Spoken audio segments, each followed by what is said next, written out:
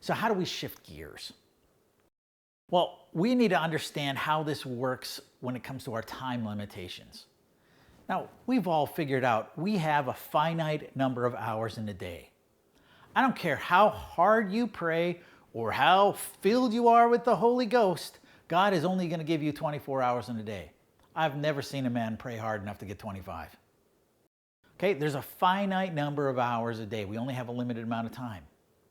We've also noticed that time spent with different people will produce different results. Sometimes we can invest someone and nothing happens at all. I remember early in my ministry investing in a young man named Chris. He was one of those squeaky wheels, and I would invest hours and hours and hours and hours, and it produced no results whatsoever except more squeaking. Now, when you invest time in someone and it produces no effect, there's a word for that in English. It's called ineffective. I did something that had no effect, therefore it's ineffective. I spent hours and hours and hours doing that. And when we invest in people and it produces no results, that's time lost. I spent hundreds of hours investing in this guy, and I will never see those hours again. It produced zero fruit. But we've also noticed that there's other people that we can invest in, that when you invest in, change actually happens. My investment actually has an effect, and therefore called effective. It makes a difference. They grow. They volunteer more, they volunteer better, they reach out, they start discipling, they start evangelizing. Wow, there's some people who really take off. Well, we need to notice that this happens. And we need to start investing in those people where we're going to see some results. And what it's going to look like is if I simply help somebody time-wise. So for example, say somebody's struggling putting together the PowerPoint slides for worship this Sunday. Okay, I can do that for them. I can jump in there and take care of that. And by simply helping somebody, it's just a time transaction. They get additional time, that half an hour to prepare the slides.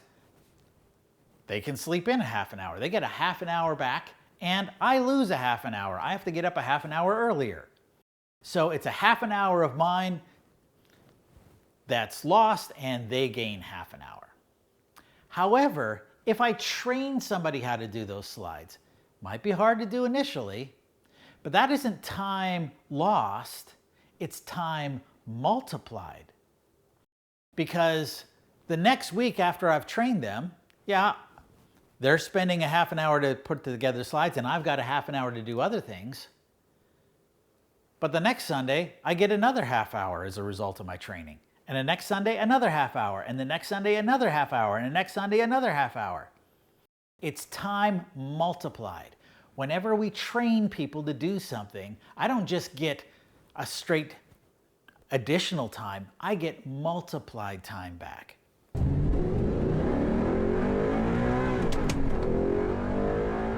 And that's what leads us into second gear.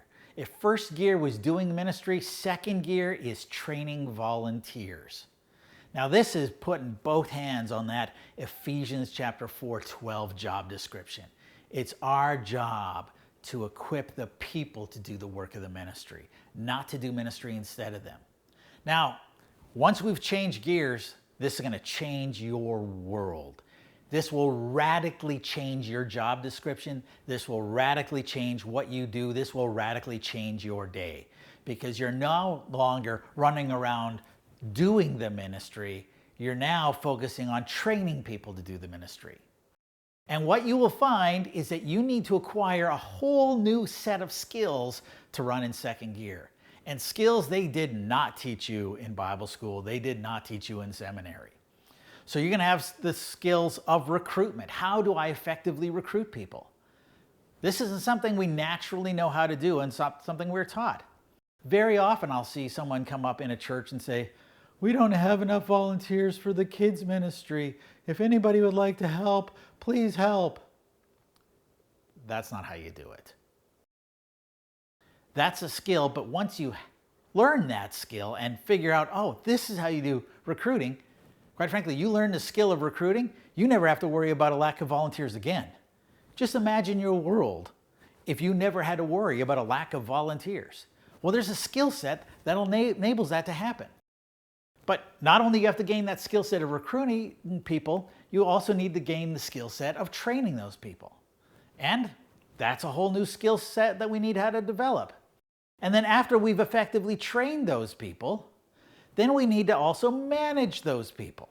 And how do we do that without being a micromanager? How do we do that where that's encouraging? How do we do that where we can still correct mistakes and hold people accountable?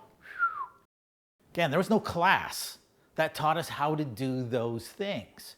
That's a new skill set to acquire. So once we're in the second gear, it's not like things are necessarily getting easier, but they're changing very radically. You've got new skills you need to develop.